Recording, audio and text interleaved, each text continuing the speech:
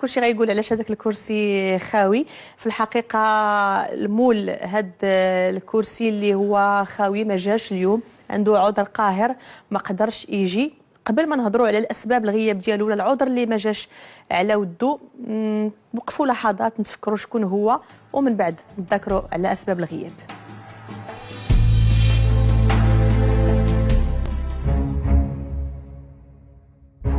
خلص من عمرو سنوات، وفي البلاطو اعترف لينا وقدام المشاهدين في المغرب كامل باللي هو غلط وتعاقب، ولكن عفا عليه الله وشد الطريق، وبينه وبين الله صفى نيته. سي حسن شديتي 25 مره. تقريبا 25 مره راه ما تيجمع غير الفم هاد 25 مره. متفق معاك، ويمكن كثر كاع. وتكون كثر شكون اللي حاسس. انت ما عاقلش علاش حمرا شديتي؟ يعني التيكيته ديال الشفار ولا النشال كتبقى ملصقه لك حياتك كلها. كتبقى ملصقه حياتك كامله. ملي استوعبت براسي ولقيت راسي عرفت شنو كندير، بعدت. ما كيجيوش عندك حيت رافضينك، ما راضيينش ماشي بيك، ما باغينش بحال ما رضاوش بيا نكون في ديك الوضعيه. فلان راه معروف، واخا ربي راه كيعفو على اي واحد، والمجتمع راه ما كيرحمكش. لا ترجع بمعنى درتي القطيعه مع داك الماضي ديالك الخايب ديال تشفار والنشل والصوابغ لا وهادشي. صافي خويت راسي من كل شيء. خويتي راسك، بغيتي تبدا من الاول. بغيت نبدا صفحه جديده. جوجتي، درتي شي وليدات؟ ما تزوجتش. علاش؟ لان تبغي ديري علاقه كاع مع شي وحده تيجيو هذوك المجتمع، وهذاك حباس اش غادي ديري به، وهذاك ديما داخل خارج الحبس ديما. اي دوزت الحبس. الحبس راني دوزت، وداك الشيء اللي درت راه خلصته. واش انا غادي تبقى ديما ديك التهمه؟ غادا راه بنادم راه باقي كيدير. انت ضحيتي وعطيتي الثمن من عمرك.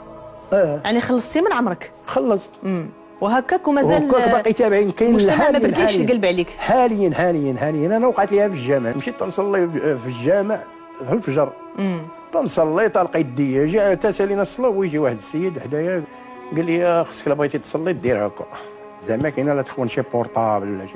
انا حيدت كاع ديك الفكره ديال نمشي للجامع ولا. وكاين اللي كتسلمي عليه تيقلب صباعه واش مشاو ليه. في نظرك علاش؟ ما فهمتش اختي. ديفو فيك ولا فيهم هما؟ والديفو بنادم تيكون مريض. ما راه الله اللي كيطلع على القلوب سبحانه وتعالى. معلوم. واش فهمتي؟ وبيني وبين الله انا ندمت على داك الشيء اللي فات حقيقه. الله يسمح لنا. اي واحد تيغلط راه كيعفو عليه الله سبحانه وتعالى تيغفر لبنادم. دابا وليتي كتصلي في دارك باش تقي الشر د عباد الله صافي، ونبعد من عباد الله باش حتى واحد ما يقول لك عندك يديك ولا رجليك ولا. داك الشيء اللي كاين. انت شنو الميساج اللي بغيتي تصيفط من هنايا من قصه الناس للمجتمع كله والناس اللي كيحيطوا بك باش يحيدوا هذه الصوره هذه اللي عليك ولا على غيرك؟ كل راسه ماشي غادي نرغمها عليه، ولكن راه كتضرك كتعاني منها. انا حقيقه تنمرض بصراحه تنمرض. او ما خسروك حياتك باش تتزوج ودير وليداتك راه عندك 57 عام. طلب من الناس ومن المجتمع كامل ككل يدعمونا بشي حاجه اللي في الصالح.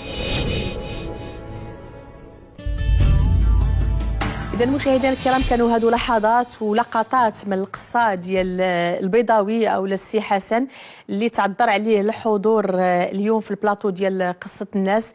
الغياب كان كثر منه وكان قوى منه وكان عذر قاهر، لأن الموت مع الأسف خداته. توفى سي حسن اللي كان حضر معنا في القصة واللي كان عقل على الكلام ديالو، تشد 25 مرة في الحبس، غادرنا. وهو هذا اللي كتشوفوا مشاهدينا الكرام في الشاشه، حسن البيضاوي اللي توفى من بعد ما شارك معنا في قصه الناس. عيطنا ليه باش نشوفوا شنو وقع من تحولات وشنو وقع. هو اللي كان دائما تيشكي وتيبكي من الناس اللي ما كترحمش والناس اللي ما قدراش يندمجوا في المجتمع. هو اللي عاش 25 مره او عاش سنوات طويله في الحبس، ولما خرج لقى الحياه تبدلات ولقى بزاف ديال المشاكل وبزاف ديال العراقيل والصوره والوصمه ديال العار وديال اللي مع الاسف المجتمع ديالنا كيلصقها لهذا النوع ديال الناس. هو غادرنا بسبب الموت. كنتمنى الله سبحانه وتعالى يرحمه ويدخلوا فسيح الجنان. تلقاو مع هذا الروبورتاج اللي وجدناه في الغياب ديال حسن البيضاوي، اللي ما عرفناش فين كاين، ما عندناش تليفونه، ما عرفناش عائلته. شاهدوا هذا الروبورتاج ونرجع لكم بعد قليل. كلشي كيجري في هاد الدنيا، كلشي كيتحرك وحتى حاجه ما واقفه. حسن 57 عام من بعد الحبس عفى عليه الله، ولكن واش المجتمع عفى عليه؟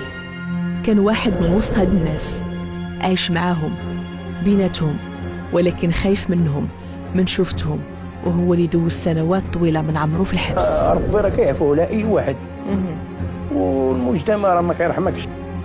فاش خرج من الحبس خرج للدنيا ولقاها حبس كبير وطويل وعريض وعامر بالناس وبالحقره والشوفه الناقصه اللي بعداتو على الناس. ملي استوعبت براسي ولقيت راسي عرفت شنو كندير، بعدت. هو ماشي غير بعد من الناس، ولكن هو بعد من الدنيا كلها. حتى قبره ما عرفناش فين كاين، ما لقيناش لا عنوانه في الدنيا ولا عنوانه في المقبره. من الناس ومن المجتمع كامل ككل يدعمونا بشي حاجه اللي في الصالح. كان هذا آخر ميساج صيفطو حسن للمجتمع، لعل وعسى يغير المجتمع النظرة ديالو ويفهم الدرس، وماشي حتى يفوت عاد نقولوا بقى فينا مسكين ونتألموا عليه. الله شاهد على ما أقول. هذه هي الموت، قوى من كل شيء وقوى من كل قصص. قصة الموت اللي عاشها حسن البيضاوي، كنتمناو إن شاء الله الرحمة والغفران للسي حسن الله يرحمه.